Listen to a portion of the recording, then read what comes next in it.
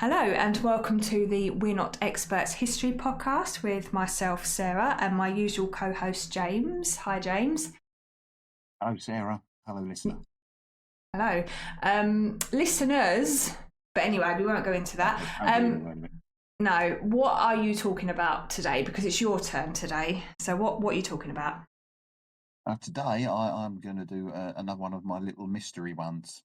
Okay. I'd heard about this years ago, forgotten about it, and then saw something on Instagram or something like that several months ago. So I looked into it again, and I've done a bit of a write up, and I'm going to tell you about the disappearance of an Australian pilot called Frederick Valentich.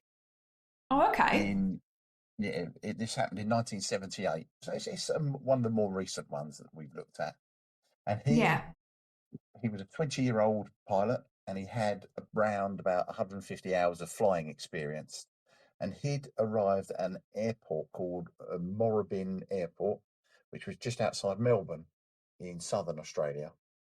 And his plan was it was a nice, simple weekend flight to a place called King Island, which is partway between the Australian mainland and Tasmania, in an area known as the Bass Strait. And he wanted to collect a delivery of crayfish from King Island and take it back to Australia. We used to have a pet crayfish. That was irrelevant, but I'm just... Yeah, I'm assuming it was for dinner. No, he was called Eric, but anyway. I know, I'm assuming there was multiple and they were to be eaten. No. Anyway. I would never eat Eric. He rented a small, reliable plane, which was a Cessna 182L. I don't know anything about planes. I have read that they were generally quite reliable and popular. And this aircraft was registered under the... I can't remember what the proper name for it is, but it was VHDSJ, so Victor Hotel Delta Sierra Juliet. That was the call sign. Okay. And he'd filed a flight plan saying that he planned to leave Melbourne at 6:10 that evening, and he planned to only be... Sorry? No, I coughed. I said, "Excuse me." Carry on. Continue. You do your coughing in your own time, not in my time. Now, carry on then. Planned on... Yeah, well, I'm trying to. The plan was to only be flying for an hour and a half. Okay. The weather the weather that day was described as being near perfect. The skies were clear. There was excellent visibility, with only very light winds. And despite the routine nature of the journey, there were subtle anomalies in Valentich's preparation.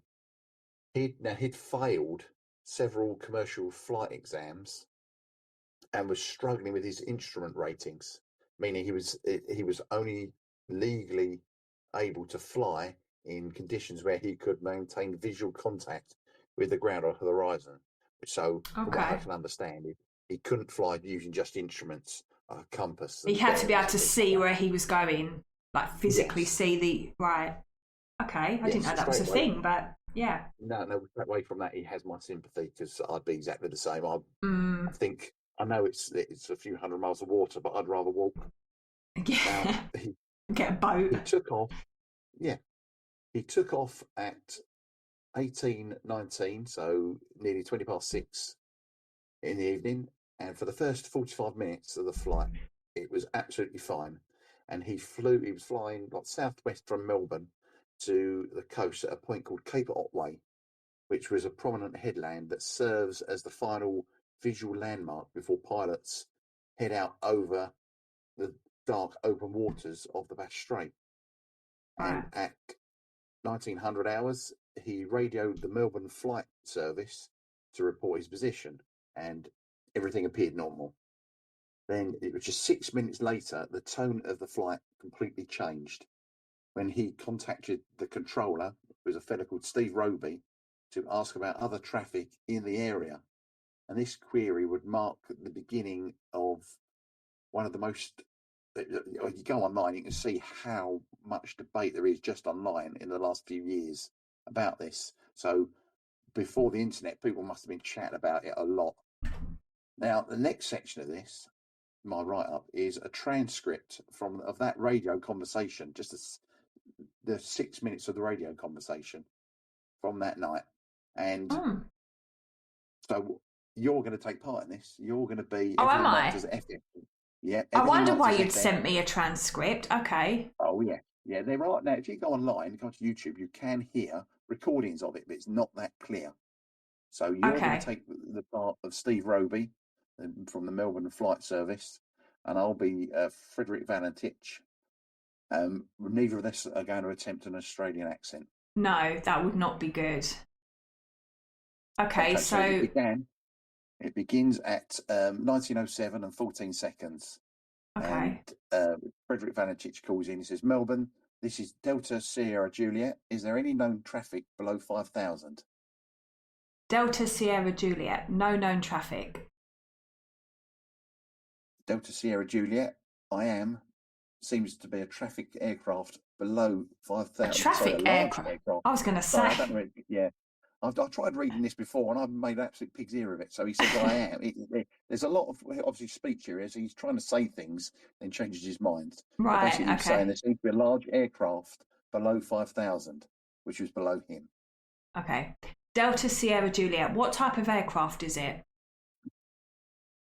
Delta Sierra Juliet, I cannot affirm.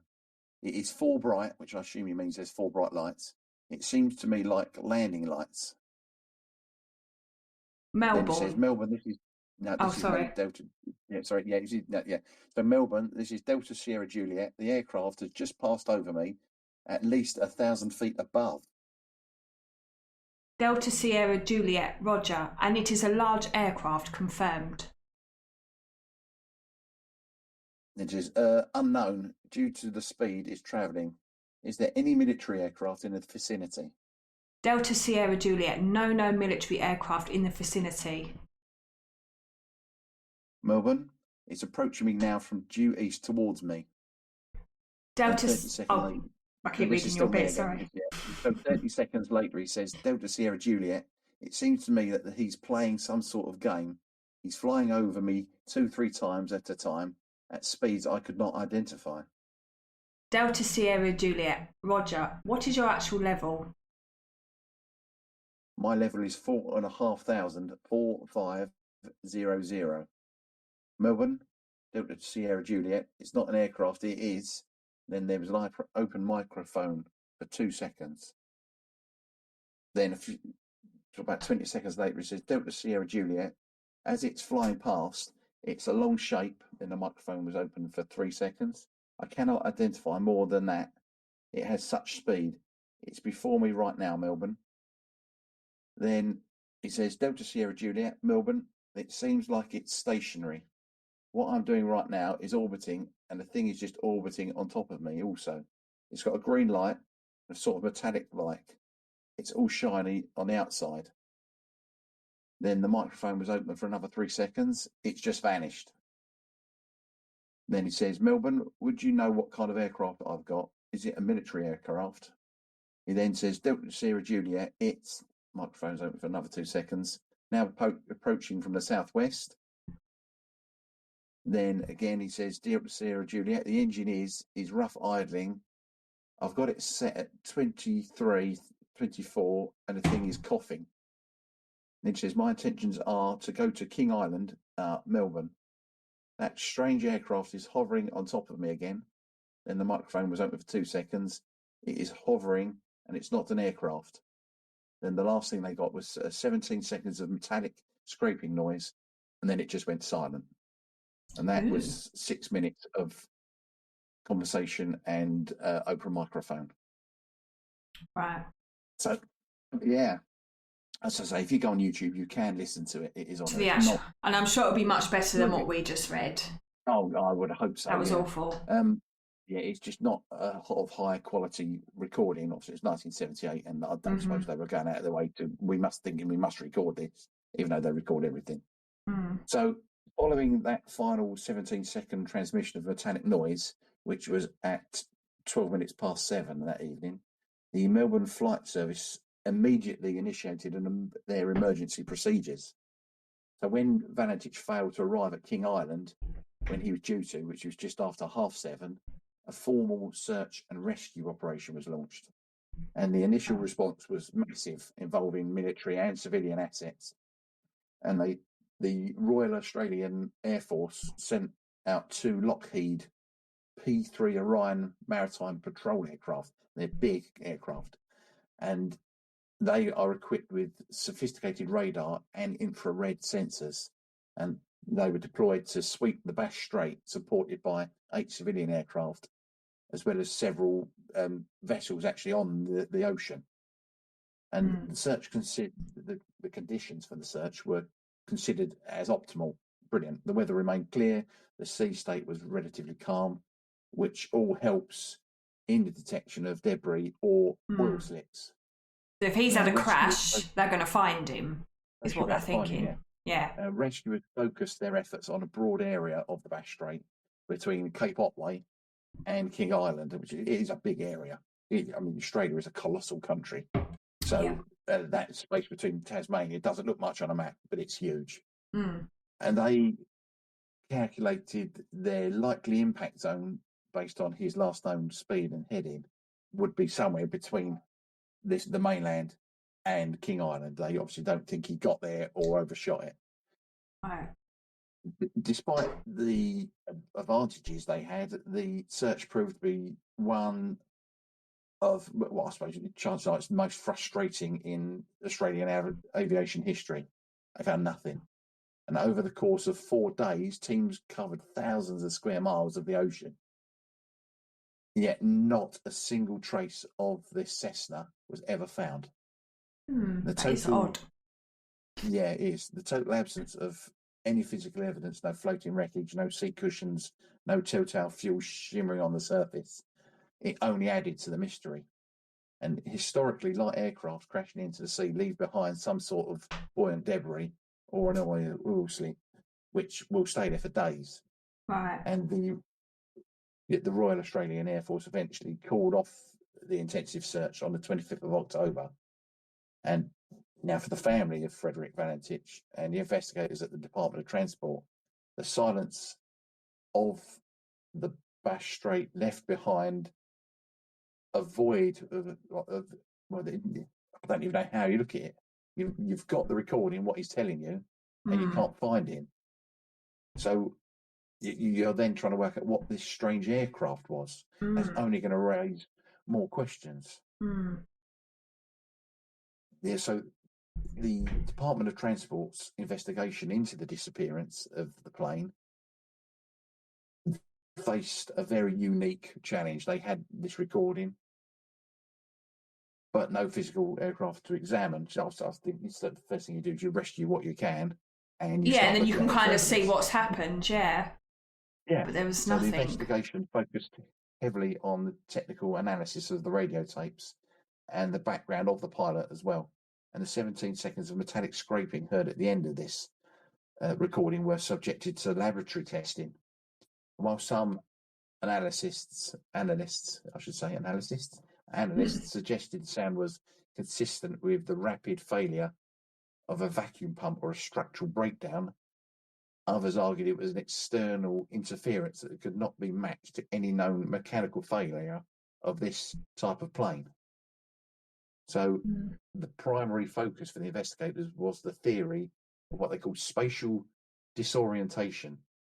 And they noted Valentich was an inexperienced pilot who was not rated for instrument flight. If he had become disorientated over the dark water, he may have entered what is known as a graveyard spiral. And in this graveyard spiral, a pilot might mistake the reflection of his own aircraft's lights on the water for another craft and inadvertently fly into the sea while trying to avoid it or follow it. And this might also explain the report of why they thought the object was orbiting him. So but then there was no evidence he'd crashed. No. So because he can't see anything, he has become disorientated. That makes sense, but you'd think there'd be some evidence. No.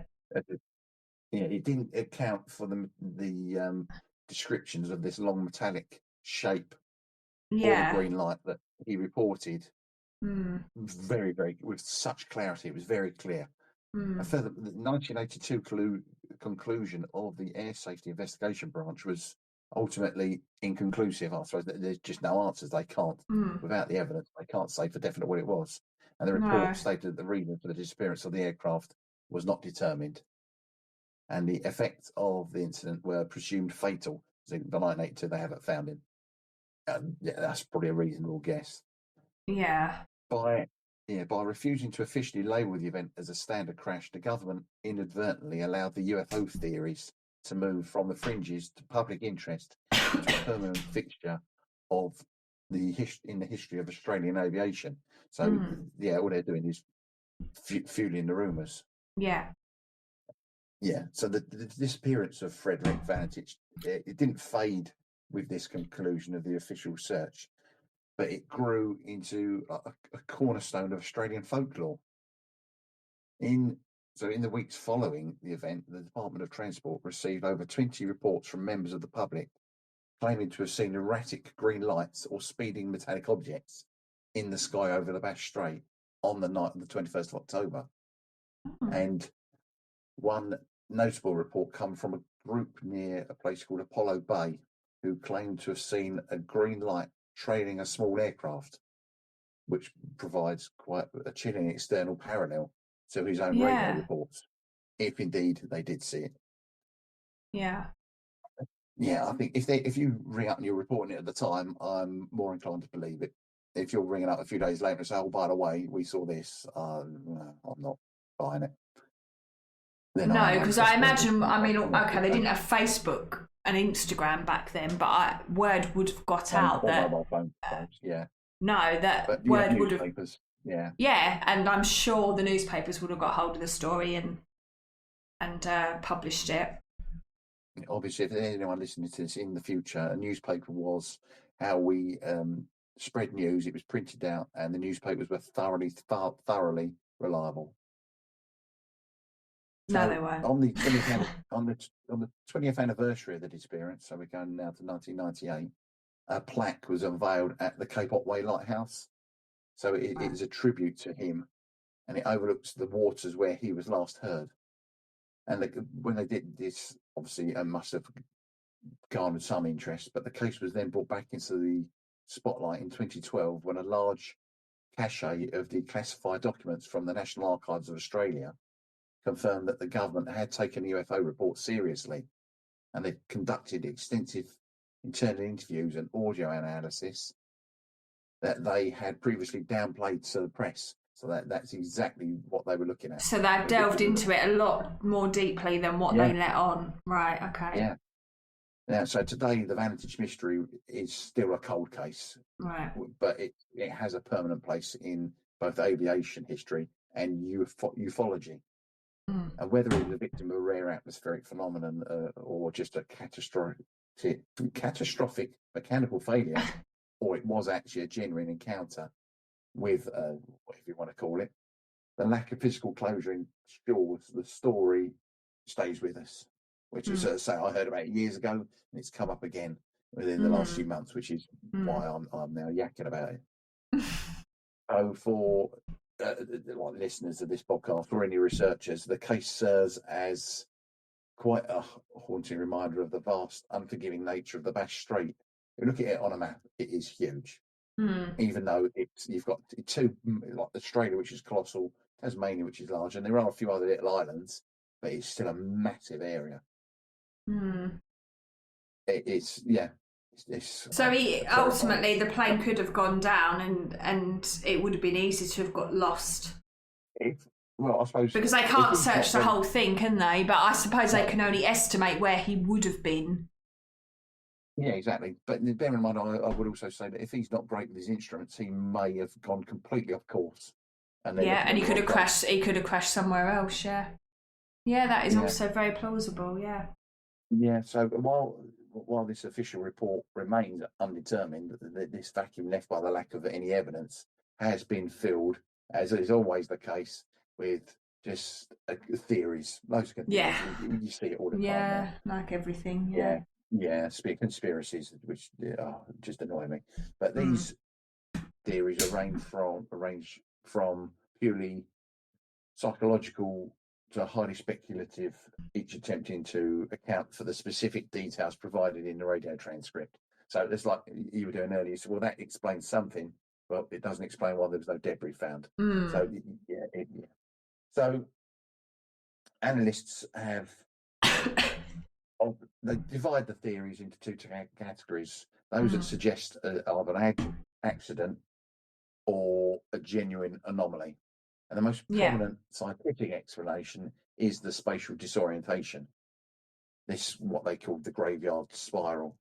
Opponents argue that Valentich, flying over this featureless sea at night, may have lost his sense of the horizon. In this state, a pilot can enter a gentle turn without realising it. And as the plane descends, the pilot pulls back on the yoke to regain altitude, which often only tightens the spiral. And skeptics suggest that the metallic aircraft he saw was actually the reflection of his own navigation lights, or the planets Venus and Mars. I don't know how you state two glowing circles for a metallic aircraft, but apparently they were exceptionally bright and low on the horizon that evening. I'm still. It could be a similar phenomenon to what they call snow sleep, where in severe blizzards people get lost within a few feet. I mean, people literally can get lost and die going from their house to their barn in a blizzard, because the whiteness, it kind of sends you into like a confused state, and you can get completely disorientated and get completely lost. And they found people literally frozen solid, and this has happened in recent times. This isn't sort of, and a friend of mine is originally lived in Nebraska, and I think there it used to happen quite a lot, because they get awful winters there. And within feet of their house, and you'd think, how could that happen so close to your house? But it's something to do with all the whiteness. It kind of sends you into a weird state, or so I've heard. But I don't know, when you said about the sea and the constant, whether it's a similar thing, it kind of sends you into like a delirium or something, where you there's no points for you to actually aim at or see, so you just and you think you're going in a straight line, but you're not. Now, I saw a documentary or something on the TV where they were looking at that sort of thing. And they took some people out to a field and blindfolded them and told them just to walk straight. And they all walked in a spiral. Yeah. Yeah. I read as well, I mean, this might not go with the plane theory, because obviously you're steering a plane, but I read as well, the reason that you do that, walk in a circle, is because you've always got one leg slightly shorter than the other. So if you just walk... I was going to make that as a joke. What? The leg thing? We all walk in circles because we've all got one leg shorter than the other. Whether that's true or not, I don't know. I don't know. It's just something that I've heard, but I don't actually know that that's true or not. But I do know that most humans, yes, if you blindfold a person or you get them to close their eyes and just walk straight, they won't walk straight. They'll gradually walk around in a circle. That's what. But again, it might not be anything to do with the length of your legs. It might just be I don't know, but that wouldn't really go with the plane theory, because you're flying, you're not walking. So I don't know. I think we just don't know. We just don't know. But so you tend to find as well in science, they will often say, "I don't know" as an answer. We don't know, can't find out. So no, that's the thing. You don't. You really don't. And I guess, like you said, no evidence. So. No. Well, that was interesting. So who knows what happened to that chap? Yeah, we just don't know. You've still got your UFO theories. Yes, you're always going to have that. 15 seconds of unexplained sound at the end of the recording. Yeah. Only feels. There's also like searchers point to this metallic scraping as evidence of basically external force acting upon the frame of the plane or the engine. Right. Yeah. Yeah. Bit odd. Well, thank you for sharing. Giving us some food for thought. But to our listener or listeners, plural, depending, we hope you enjoyed. And just remember, we're not experts. We're just two amateurs muddling through history.